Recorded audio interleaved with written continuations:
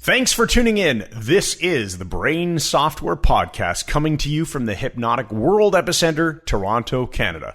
I'm Chris Thompson, and today Mike Mandel and I have a special guest. None other than the extraordinary mentalist and the world's leading stage hypnotist, Michael C. Anthony. Correct, Chris. And before all of you get the overwhelming urge to defrancicate that part of you that, you know what I'm thinking, I think we need to recognize that there's a question to be asked here, right, Chris? Yes, there is.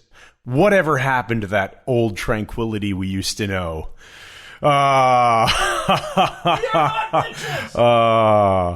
These are days of victory! Oh, Mike, it is so good to be back in the studio recording. Well, it is, Chris, and it's great to be here, not under the constraints to say stupid things, but to be able to just say something vaguely ridiculous at the beginning, shout that we're not witches, yes, so people know it's actually us, and then go right into this because we get some solid content without the usual buffoonery and jackassery. That's right. We're skipping a lot of that because we want to bring to you a discussion and an interview with our good friend Michael C. Anthony. He's just a fantastic, amazing guy. And we also happen to be bringing him to Toronto in October 19th and 20th of this year, 2019. So we will talk more about that towards the end of the discussion, and we'll go into some depth on what he's actually going to be teaching in Toronto. In the beginning, though, we just want to make sure we're presenting really good content to our listeners.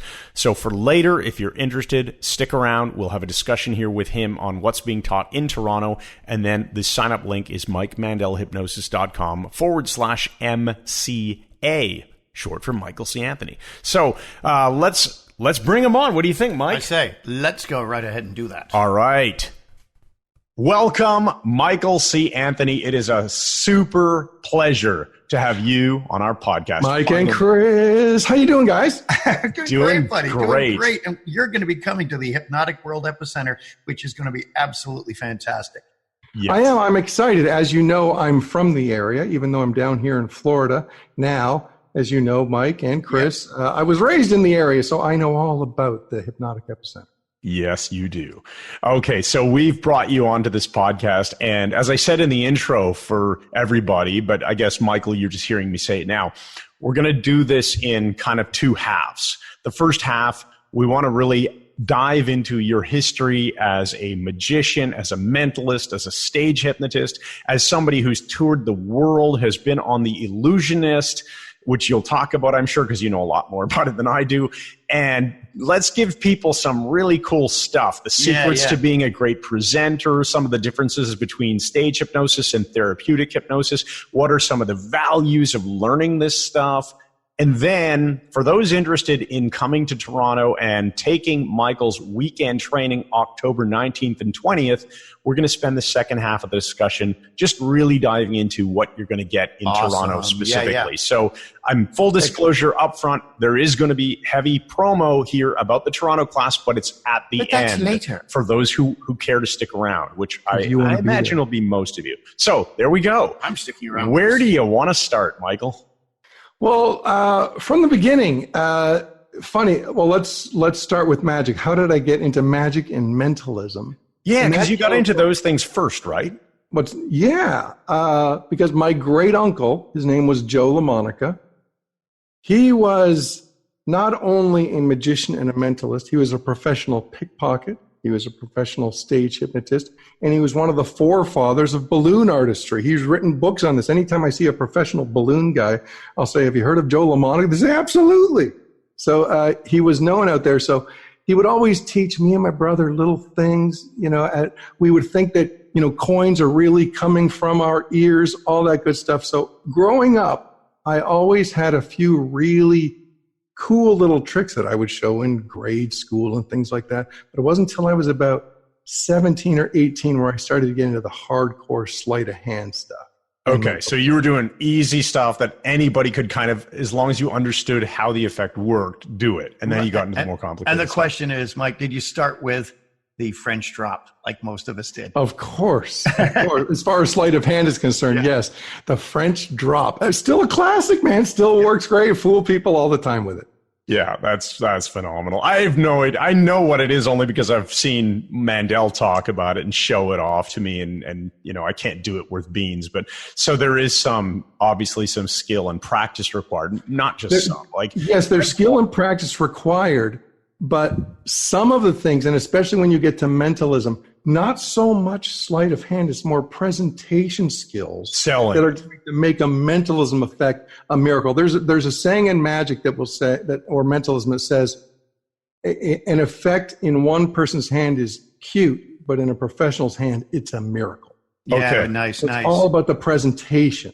Okay. And that's obviously part of what you're going to be teaching in Toronto, which Right. we'll get to. And when you're talking about mentalism, of course, we're talking about that branch of magic, whether you're using cards or slips of paper or dice or whatever, that gives the impression that the performer can read minds, see the future, and apparently possess Right. some sort of paranormal ability. It all seems to be done with the mind. Yeah, which segues beautifully into hypnosis, and we'll get into that soon too. Yeah, I'm super excited to be learning more about this stuff from you. So, okay, let's talk a bit about it then. So how did you get from, let's say, were you performing any magic or mentalism before you got into hypnosis? Or did you I start was performing actually professionally later? working in Toronto, started as a fluke. I was with a friend. He said, hey, show the waitress a trick. I did. She got the manager. And then the manager sent me to the manager's manager, and I performed an effect for him, and he just says, how much money? And I gave a really high number, higher than I've heard any other magician ask for. And I was working 4 nights a week in 2 different restaurants. One, you guys may know, it's at Young in Front near there, called Marche Movenpick. Oh, yeah. Another Lone Star Cafe. And working 4 nights a week for 12 hours a week, I was making more money than my dad performing magic. So I'm like, there's something to this. Yeah.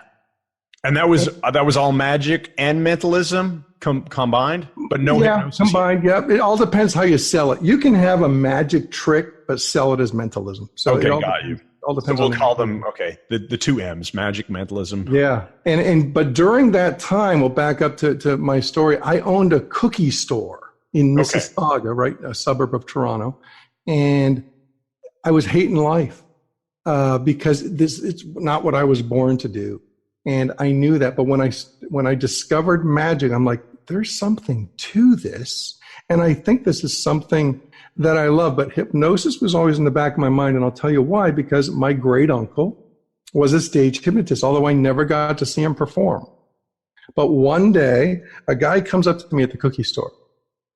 Says, hey, do you want to go see a hypnotist, a stage hypnotist? And I'm like, okay, yeah. Well, who is it? None other than Mike Mandel. Isn't that interesting? I didn't know him. We've known each other now for how long? Almost 25 30 years? How many? 25? Yeah, something like that. That's crazy. So that would have been back in the 90s then. That was like 91. Okay, that is hilariously overlapping with around the same time. So I started university in 1992, and that was the very first time that I ever saw a stage hypnosis. So right around the same time. And it was also Mike Mandel. And Look I at was the influence fascinated. you have, sir. Look at that. Look at the effect you had I on never both of saw us. him. I always had to work. Okay, so tell me about what happened when you went and you watched Mandel perform stage hypnosis. So it was at a bar in Toronto. I went there with my friend, and within 20 minutes, I said to myself, this is what I want to do. I didn't know how. I had no idea how. When Mike delivers content, as you know, he's like a Mensa genius. So I thought to myself, I don't know how this is even possible. Why is this guy just talking and people are going onto the floor? Why are he's causing all these crazy things happen? I knew this is what I want to do. Had no idea how. So I started researching books. This is before the internet, of course. Started researching books. And as you know, there is not great material to really learn the subtleties behind it. There still isn't to this day, as far as the stage work goes. So I studied and studied and studied, and I put it on hold I didn't put it on hold. I gave up for 4 years. And then one day, I don't know what it was. I guess I was hating life at the cookie store. A spark takes place, and I say to myself, I'm going to do this. And it was coincidental how the first show happened. I was at my cookie store, again, hating it. A guy who he worked at Radio Shack. Remember Radio Shack? Yeah. He comes up to me at the cookie store. He would hang out during his breaks, and he says, hey, you should do this magic stuff at my school. He went to Sheridan College Brampton campus. He said, I know the girl who books people. And I said, really? I said, can you get me her number and tell her I'm a hypnotist? Because at this point, I had what I thought was a show on paper. And a hypnosis show. What's that? A hypnosis show. A hypnosis show on paper. Gotcha. Okay. So I get a meeting with her, and I said to myself, if I can get a deck of cards in front of her, some mentalism effect, get some people together, I know I can freak her out, get great rapport with her. And so that's what I did. And she just says, well, how much is a show? We're booking, we have got an availability in January. So she booked a show. And then I had 4 months to get it together. And the morning of the show, I was sick, but nervous sick. I almost canceled. But then something inside me said, Mike, if you cancel, this could change your whole life. Right? But I was scared out of my mind. What's that? Threshold. And it certainly did change your entire life. Absolutely. I remember those early days of the terror of going on. I did it. Show went great. I look back at it now. I had no idea what I was doing. So it went great for the time. But now I have learned so much of the subtleties behind the stage work. It's all I've done for 25 years. And it is proven to be an unbelievable career choice, but it doesn't have to be. And this is what I tell my students all the time. I've got students that are hypnotherapists. I've got students that are doctors, lawyers, school teachers, whatever. See, you don't have to leave what you're doing. You can do this part-time as well and just have a great time on the side or segue into full-time after that. And that's what my students are doing. I've got students from around the world doing amazing things. That is really cool. Okay, I want to jump in with a question. So you were on The Illusionist. Talk about that. What does that mean? What did you do? And what did you learn from that experience? And present it in a way that's useful for the audience in terms of what can they take away and say, I would love to get better at this. And now I know how to do it. Okay.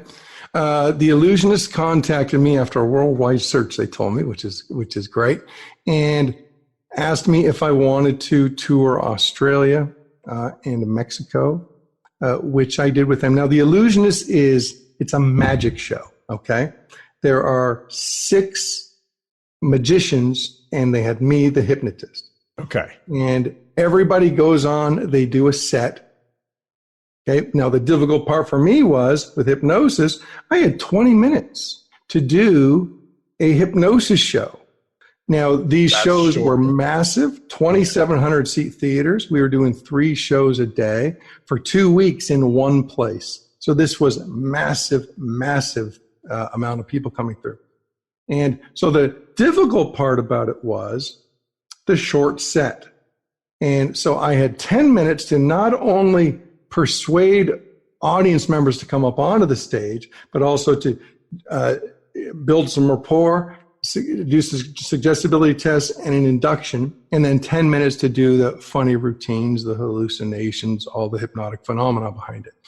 And what I learned by that is if you know your stuff, if you know the subtleties, there's nothing you can't do. It doesn't matter how small the group is. It doesn't matter how short the show is. Once you've learned the secrets behind it, which we're going to be sharing in Toronto, there's no group you can't perform for. And when you do it, my students tell me all the time, they get off the stage that first time and they say, I can't believe I did it. This is changing my life. So it's and these are people like hypnosis is so incredibly entertaining that these are people doing their first show or their second show. They're getting a phenomenal response from the audience, and they're just on an incredible high when they get off stage. Oh, the high is unbelievable. I remember when I did my first show, and this has helped me throughout my entire life. because I was nervous going, and you wouldn't be human if you weren't nervous for that first show. But just tell yourself, I get over that hump. What it taught me is, and throughout the course of my life, anything that I've had to do in my life that is difficult or stressful, or this is really testing my limits, I go back to my first show and say, it's not nearly as difficult as that was. So if you could do that, what can't you do? That's a very good point. Right. Okay, so what are some secrets that you can share just right now in terms of commanding attention? You're stepping up to do a 20-minute set. Obviously, they've done a worldwide search. They've picked you because you know how to do this stuff. What are some things people could listen to right now and go, all right, cool, I can start doing that to command better attention, whether it just be in social situations or in corporate presentations, or what are some of the things that everyone should be doing? Well, I'll tell you the first thing that I did when I came out on stage. I didn't even say hello. I went into a 10-second mentalism effect that punched the audience in the face immediately. I fooled them all really hard within 10 seconds. And I'm going to be teaching what this is when I come to Toronto. Wow. Okay. I'd like to see that myself. Yeah, it's amazing. And it is, not only is this great for an audience on stage, this is great in the business world. This is great to build rapport with anybody in any situation. 2,700 people all at the same time. Or if I'm doing a smaller show, 300 people, in 10 seconds, they're in the palm of my hand. Or I guess it could just be 10 people in a bar. Yeah, oh yeah, it could be one person. Right. It could be one person. Now, the 3 pillars of Stage Hypnosis University are this.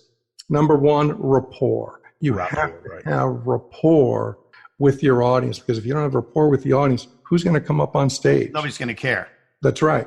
So you need to have the people like you and you like them, and there's a great rapport with them. The second one is confidence. You need to have the confidence. And we're going to talk about how to build the confidence, just in case you feel like you don't have it.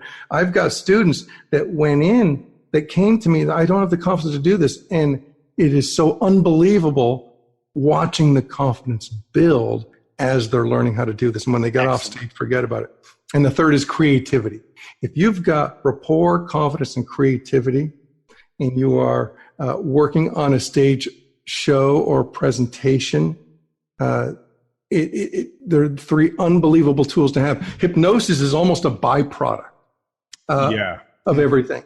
Right. Actually, that's sort of perfect timing, because, so first of all, I want to just summarize and say what I got out of what you just said is, if you're going to step up in front of an audience of any kind, or any professional, size, corporate, personal, social, whatever, have something that will fascinate people and interest them to open the door to whatever's next, whether it's going to be a story that you're telling, an offer you're going to be presenting, or in your case, an entertainment event. Right. Does that make sense? Absolutely. And then the next thing is, all of this fascination stuff using mentalism or magic is a great segue into hypnosis. It is. Okay. What I tell people all the time when I'm training is the mentalism, although it's got nothing to do with hypnosis, there's a strange connection. Mm-hmm. And when I perform mentalism, say for example, sometimes I'll come out on stage as, ladies and gentlemen, Michael C. Anthony. I don't even say hello. I like to open like this. Don't even say hello. I'll just say, you in the blue shirt, stand up. And the audience is like, whoa, what's happening? I say, think of a number from 1 to 100. And I end up telling this guy what the number he's thinking of. This is so powerful. But not only is it powerful in developing rapport, it's an incredibly, it's a great hypnotic convincer, because the audience is thinking, well, if he can do that, he can probably hypnotize me too. Yeah, it forms a belief in the audience. No, can I just back up for a sec? Because that's such an interesting point. What you said about opening with a killer effect, you sort of alluded to, it doesn't even have to be a hypnosis show. People who are professional speakers do this sort of thing too. One guy I used to work with saw a triumph style effect I used to do on stage. Yep. He learned it from watching it. He actually did it quite poorly. But I saw him do a keynote at University of Guelph. We did back-to-back keynotes. And he's talking about a completely unrelated field, nothing to do with hypnosis or anything, corporate world. And he pulls out a deck of cards and does this triumph effect. has them in the palm of his hand, and then they love his keynote. It establishes that credibility right away. It does. Amazing credibility, and there's no icebreaker in the world like magic or mentalism. Right. You walk up, someone want to see a trick, everybody's intrigued, right? And if you deliver it well, you've got a fan. I think this is going to be very interesting for the people who believe they have things like social anxiety, or they're just not comfortable in social situations. Having some of these back pocket techniques is going to be really, really useful. It's great because it gives you a one-upmanship on people. That's like I've performed magic, sleight of hand, mentalism for Mensa groups before, and I know that they're born with the mentality, yeah, okay, magic boy, you're not going to fool me, and you blow them away because you're doing something that they're just not trained with. That's the thing, isn't it? I remember when you and I were at the North American Magic Conference shortly after we first met, and you were surrounded by magicians. And this to me is one of your skills that I think is great to impart to people.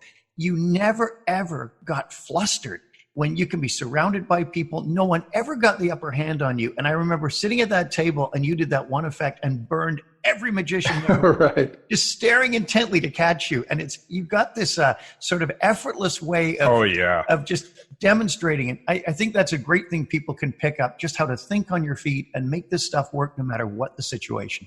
Yep. That's a good point. And those that come to Toronto are going to leave not only knowing they're going to have a whole handful of amazing mentalism effects that they can do that are going to be strong, and they're going to know how to put together a hypnosis show / demonstration that can take them to amazing places. Okay. Excellent. All right. I want to ask a question now let's get into a little bit more about hypnosis and the difference between doing it on the stage for entertainment and doing it with an individual client for helping them make some sort of change. So what are the things that you want listeners to understand about hypnosis for entertainment versus for change? Your energy level is going to be a whole different animal when you're on stage versus therapy. And keep in mind, you are hypnotizing 20, maybe 30 people all at the same time. So you don't have you're not going to take a slow approach like you might in a therapy session. There's going to be a lot more energy behind it. And then keep in mind, here is the primary difference between it all. You're going to be performing a dance with the audience, because you can't, as a performer, you're not just hypnotizing the people, you're also entertaining however many people are in that audience. So you're always back and forth. You might be explaining some of what you're doing, and then you're back here. You want to, at the correct times, because you anchor it in, the correct times, turn around to the audience for a laugh cue. And there's a lot of back and forth like that, but primarily, Chris, the answer is the energy behind it, because there are so many people up there. I was talking to a student the other day, and he said, I have taken a lot, this student was a hypnotherapist, and he said, I've changed my approach even in my therapy sessions to what I've learned from you, and I'm creating trance quicker than I was. Right, in my sessions before. So yeah, the energy level behind it and the dance between the volunteers and the audience is the primary difference between stage work and therapy. Right. And then there's also this sense that when you're up there doing entertainment, you can have that small bag of tricks in terms of methods that you use to induce trance, and it's a shotgun approach, versus in therapy, you're going to have a very broad set of tools to help change people, right? That's one of the things that's easier with stage work than with therapy.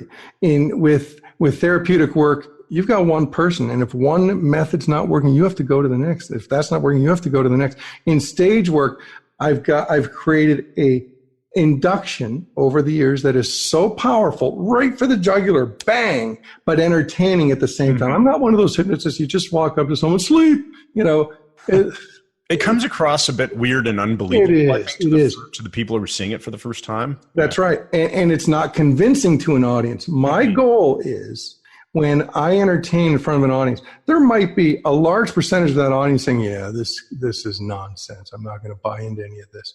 But they walk out believers. Yeah. Because you have to time an induction in certain ways where it's just working flawlessly. And I like to use the Ericksonian approach because it's so elegant. And I want my audience members thinking, I don't know what he's doing, but I can tell he's doing something. Yeah. Right? And I love that approach. That's another thing there, Mike. Another thing that's kind of interesting, if I can interject here. One of the things I learned from you was how to be a better entertainer, because I'm a natural hypnotist, but you have this incredible ability to sell an effect. And when you and I started hanging out, I took effects I was already doing, powerful mentalist things I've done on stage for 1,000 people, and in a show, but you really taught me indirectly. I just modeled that from you, how to take that and make it so much more powerful. And I think you bring that to your hypnotic work as well. Thank you, sir. It means a lot coming from you. But yeah, that's one thing that I enjoy doing. It's almost like sales. You're selling hypnosis. You're selling a mentalism effect. At the end of the day, this must be believable. When you're doing something therapeutically, who cares if it's believable? You're creating change work. But if you're creating change work in front of an audience, it better look believable. Or entertainment in front of an audience, it better be believable. That makes a ton of sense. And then there's also there's this element that, because if you're doing a hypnosis demonstration for more than one person, actually easier then, isn't it? Because you have more subjects to affect and get a response from. So while a lot of people are afraid to do group type of demonstrations, it's actually easier to get a response, isn't it? Yes, because you are going to master an induction. This is what I'm going to be training in Toronto. You're going to be mastering an induction that goes for the jugular, man, goes for the jugular. And you don't care if it works on every single person. You're going to start the show. Let's just say 30 people on the stage. You're going to be doing the base of this show with about 20 of them. So some of them are going to be sent back, and that's okay. Because you're going for those 20. That's what the audience cares about. Yeah, that makes And as so soon much as sense. it starts to catch fire with a couple on stage, it spreads really rapidly through the others too. Now, the other thing I wanted to bring up is you mentioned that people can come into the show as an audience and be skeptical, and they will leave a believer. How do you think that affects those of your students who are also therapists? Does it help them get more clients? Absolutely. And this is why hypnotherapists need to see this training, because if you want to scale your business, there is no better way than by doing public shows or demonstrations. I can't tell you, I've been doing this 25 years. Every show I do, if I'm at the back, if I've got merch or I'm signing things, everybody, not everybody, anybody who has an issue will make their way to me and say, can you help me with my anxiety? Can you help me with my phobia? Can you help me with my weight? All these different things. And because I'm a full-time entertainer, I don't keep a practice going. But those of my students that I was just talking to one of my students from Norway, and he, after his last show, he had 4 people come up to him. He goes, I scheduled 4 appointments after one show, 4 new clients. So, and if you charge enough, it's a great supplement to your income, right? Absolutely. You're doing a show, you're making a certain amount of money, and then you're booking 4 clients. Bam. And what the show does for prospective clients, you sell them already. So they're not coming in with questions and worries and concerns. They saw you perform. They already feel like they know you and they like you, but you've convinced them that you know how to hypnotize people. Right. I was going to ask you, and I know the answer to this, but I think it will be mind-blowing for some people. People who are coming at this from the perspective of they've got a job already and maybe want to do this on the side. Just like with you and I, we quickly found that it became our career because we loved it. How much money can people make doing a hypnosis show? A lot of money, more money than people think. I've got one of my students is a teacher, and he makes more money with hypnosis shows than he does his teaching job. That is part-time. right? It's crazy. But the amount of money that can be made, we'll be talking in dollars, and that is, it depends on the market. Low end, $1,500 for a show. Okay, now right off the top, that's a lot of therapy sessions, right? A few therapy sessions, depending on the price. And then it goes higher, whether you're working colleges, whether you're working fairs. I don't recommend my students work clubs. They can if they want. There's no money in clubs. But it's an easy way to get your name out there too. But corporate shows is where the money is. Cruise ships is also great. Corporate shows, over $10,000 for a show. 10,000. That's US, isn't it? For maybe an hour of your time. Plus travel. Yeah. Plus per diem. They take care of every aspect. And you work your way up. So you're saying start out, expect to make maybe $1,500 plus per show. And then by the time you get to be well known and respected in the corporate world, you could be getting paid 10 grand a show. You get 10 grand a show or more. Wow.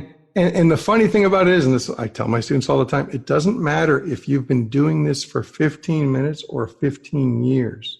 If your sales pitch off the top, if you look good on paper or if you look good digitally, it doesn't matter. They don't say, well, how long have you been doing this? How many shows have you done? That's got nothing to do with it. If you know how to sell yourself, and if you look good on paper, then they'll pay the price. Yeah, that makes a ton of sense. It's like if I got a leak on my faucet, I don't care how many faucets my plumber has fixed. I care that he can fix it. Good metaphor, Chris. I care that he can sell it to me, that he can fix it well. Right. Yep. All right. So we're gonna talk. Do you want to talk in any more detail about what people are going to actually get in Toronto? Absolutely. Yeah, okay. Well, before we do that, though, how much do you charge to do a show? Oh, well, even a little more, Chris Thompson. My fee's $12,500. Okay. US, plus 1,500 travel. Wow. And I've made more than that. Because I also, as you know, I'm a body language expert, and I've had people bring me in for an hour of my time for a show, but they also say, hey, can you talk for 45 minutes about body language? My biggest day for 2 hours of my time has been $17,500. I mean, believe me, I think it's ridiculous, but you have to understand how the markets work. When someone's putting together a big convention of some kind, they're spending $1 million. Oh, I can totally see how if you're putting on a big event with thousands of people or even just several hundred and it's a corporate event, you're spending big money putting this on. You're not a huge piece of that equation for them. They can totally afford it. Correct. And they feel like they got great value. It's not a lot of money. And that's why when I mentor students, I tell them, do not be afraid to charge. People keep little value in themselves. Sometimes I go, you got to unleash it and let it go. Yeah, they got to jump in at a good price. And I totally agree. My question is, so can we safely say, based on this, that you don't miss working at the cookie store? I still have dreams that I'm back there somehow. Please help me. Help me. Oh, man. That's hilarious. Yeah. Okay. So do you miss Bell Telephone? No, not at all. Yeah, Mike used to be a phone operator for Bell Tel. We've talked about that on podcast before. So, all right. So you said you might do an effect right here on this podcast. Not yet though, right? No, not yet. But Okay. I will. Yeah. We'll save that to the end. So stick around, folks, because Mike's going to do something cool. But I did tell you to have a deck of cards. You've got one. Yeah, you told me in advance I needed a deck of cards. We got Mike Mandel Hypnosis Academy cards with Eric Sony patterns on them. Yeah, I've got our deck of our cards that is in Mike's care right now, and you're gonna throw this effect on me later. Okay, so before we get to that, and we can shortcut this part of it because I think you already talked a lot about of cool stuff. What's going on in Toronto. October 19th and 20th, MikeMandelHypnosis.com/MCA. Let's talk about what you're actually going to cover. So break it down for me. Okay. 2 days of awesome training.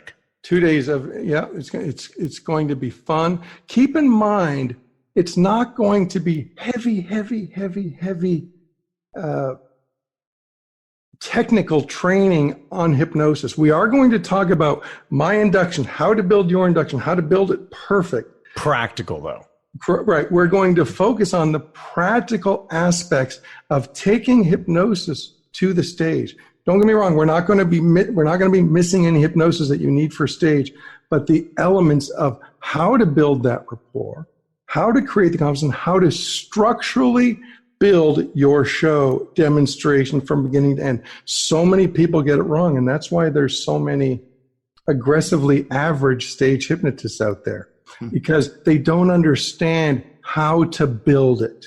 Okay. And there's a method to building it. You have to have what I call the lecture. I don't call it the pre-show talk. Some call it the pre-show talk, but your show starts the second you enter that stage. So your lecture is after a mentalism piece. I always recommend my students open with mentalism, but the lecture, which is you're just going to do a little stand-up comedy piece to your audience. What is hypnosis? What isn't hypnosis? You've been in hypnosis before. You just don't realize it's hypnosis. So it's fun. All this in a fun way, but you're educating them. And you're doing it in such a way. It's really a sales pitch to get people on the stage. But it's I love it. Okay. Done very covertly. So people are going to learn how to do a mentalism opener and a sales pitch to hypnosis that can be really useful in other areas of life too. Absolutely. Cool. But what it's going to do is it's going to get you more volunteers on your stage than you ever thought possible. Which then leads to more work, and then leads to more income. And more clients. Right. Yeah, absolutely. If you want to do the therapy part as well. Right. And when you say stage, I want to make sure you're also talking about smaller group demonstrations too, right? Yeah, small. Yeah, usually when I say stage, I'm usually meaning you're making money. Yeah. When I say a demonstration, this can be for a small group, a local meetup group. Maybe you've said to the local health food store, because they're always looking for topics, people that are going to say things. Right. You're going to say, hey, we'll demonstrate hypnosis, and you can use that to sell your therapy practice and your skills as a hypnotist. And that's what I'm thinking. A lot of the therapists, gyms, things like that. Yeah, you go to a business meeting of some sort of local entrepreneurs or whatever, and you do a presentation on what you do. Let's say you specialize in weight loss hypnosis. Well, this can be a good opener to talk about it and then pitch your client practice. Yep. And then people who see your small demonstration and loved it, which they will, are going to say, hey, you know what? My company has a convention coming up. This would be fantastic. And you're going to book more shows and more therapy. Boom. Awesome. Okay, cool. So how many mentalism things are you going to leave people with? Enough to change their lives, Chris, because I don't know how many I do or know, but for example, somebody is going to know how to have somebody think of a number from 1 to 100.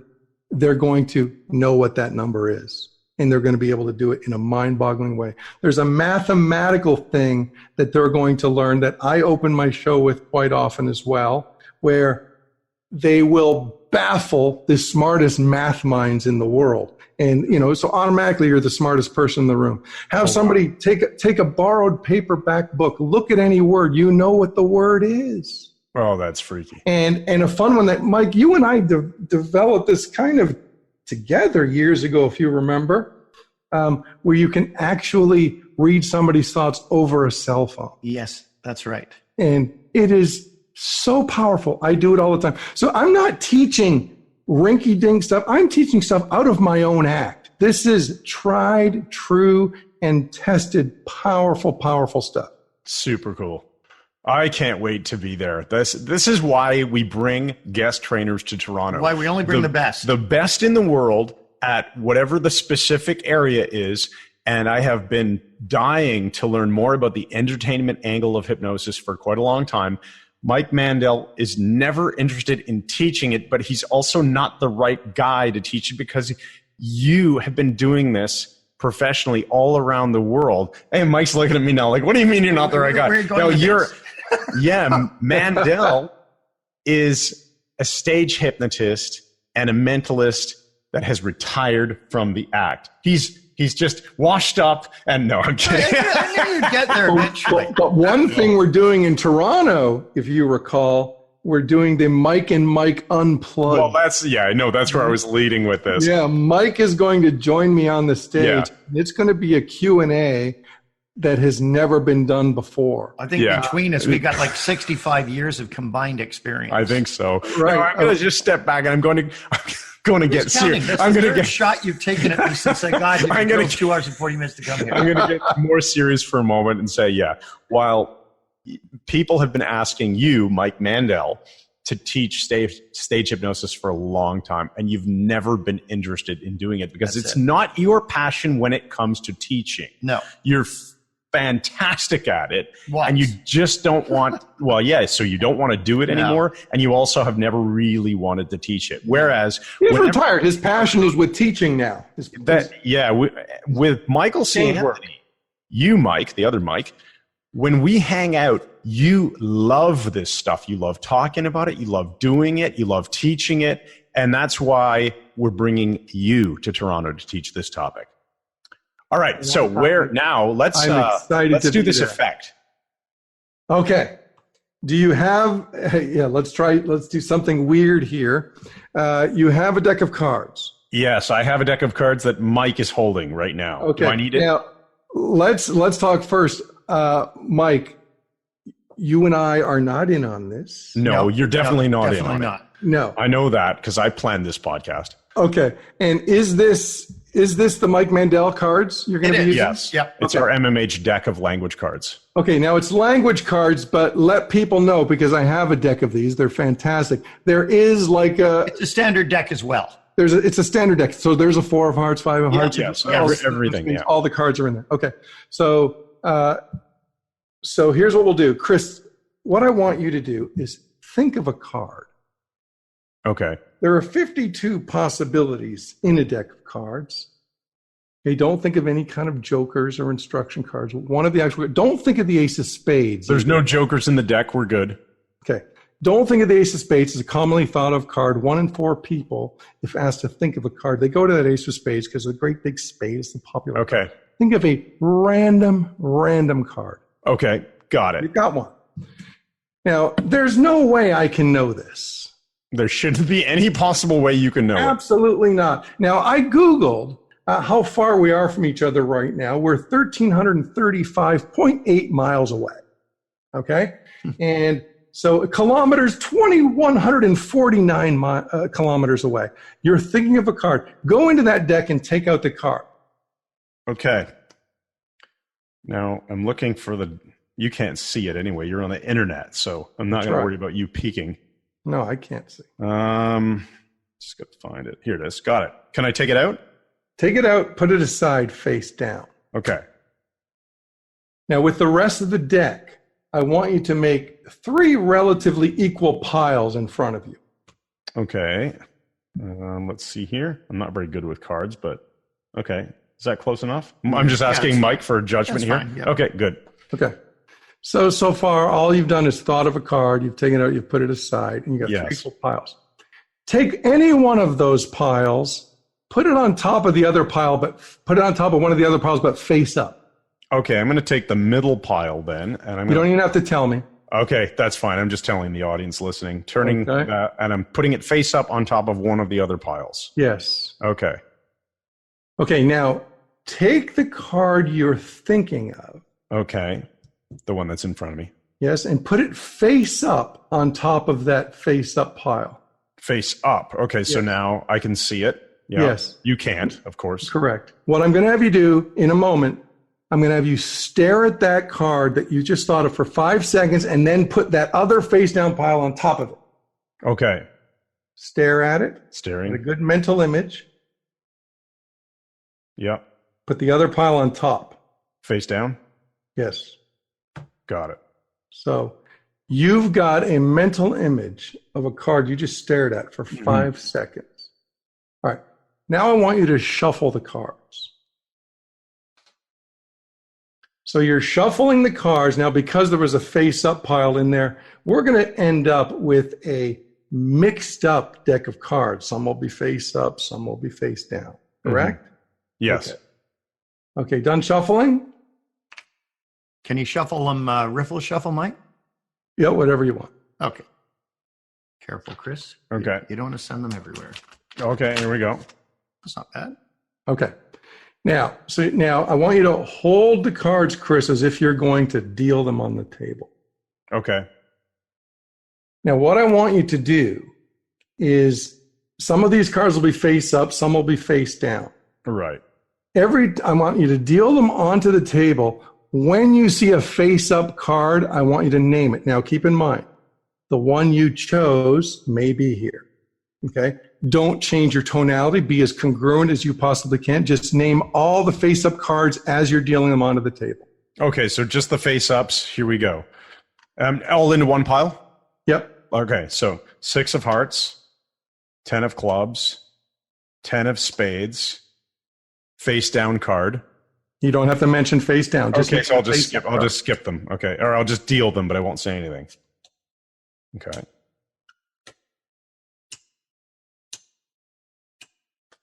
Still doing more face down cards for the audience. Lots and lots of them. You're doing very well. Okay. Still face down. You're just going to be naming the 5 face of spades, 6 of diamonds, 6 of spades, 8 of diamonds, Jack of diamonds. Mike, you just verify that I called it right. Sometimes I mix up my suits. 4 of spades, ace of hearts, queen of clubs, 3 of clubs, 4 of hearts, 2 of diamonds, 9 of clubs, and I'm done. Okay. So let's recap what happened here. You thought of a card before we started this entire thing. Yes. Correct? And they have been, you kind of mix them up in a face up, face down format. You shuffled the cards as much as you like. Yeah. And then you just named some cards. Is there a way I can know the card you originally thought of? I don't see how you could. Over the internet from 1,300 miles away, the card you thought of was the 5 of spades. What the? How the heck did you get that? Brilliant. That is correct. What the F, Mike? Oh, Isn't that crazy, right? This is weird, man, because I took this deck out of my own personal pile of, because I have some inventory here. And so this was an open deck that was mine. Mandel hasn't touched it. Fantastic. Crazy. And this is the kind of stuff that we're going to be training in Toronto. Not only the mentalism, but of course the stage hypnosis, how to build a career. But these icebreakers, when it's all combined together, make for life-changing material. Okay, that is so freaking cool. I'm pumped. Awesome, buddy. The good news is Excited to be there. my seat at the class is free, so I'm definitely going to be there. Yeah, you're making me pay, you swine. Hey, Mike, what I think is amazing is you prove my point. We have both done that effect before, you and Yes. You guys, I feel like the outsider. I don't know it. Still actually speaking in the middle of a sentence. That was a pause. It wasn't a period. Sorry. Just getting back finally. But it's how you freaking sold it. Again, brilliant, man. Brilliant. Powerful, right? The backtracking and everything, which just makes for such powerful mentalism. Yep. Love it. I know I've learned a few of these principles from you guys over the years, but I'm super novice, and I'm looking forward to just taking a couple of additional steps. Oh, you'll be able to cause prediction. You'll be able to give predictions that will come true. Oh, so many different things as far as the mentalism, but with the hypnosis as well. Great package that we're going to do in October. Absolutely fantastic. fantastic. Looking forward to it, buddy. So for those of you who are interested in coming out to Michael C. Anthony in Toronto, October 19th and 20th, you're going to head on over to MikeMandelHypnosis.com/MCA. Come on out. Learn from this amazing entertainer, the greatest stage hypnotist, not just in the world, but probably of all time. And I'm not kidding. All right. Thanks so guys. much for being our guest on episode 131 of Brain Software. Thanks again. And good night.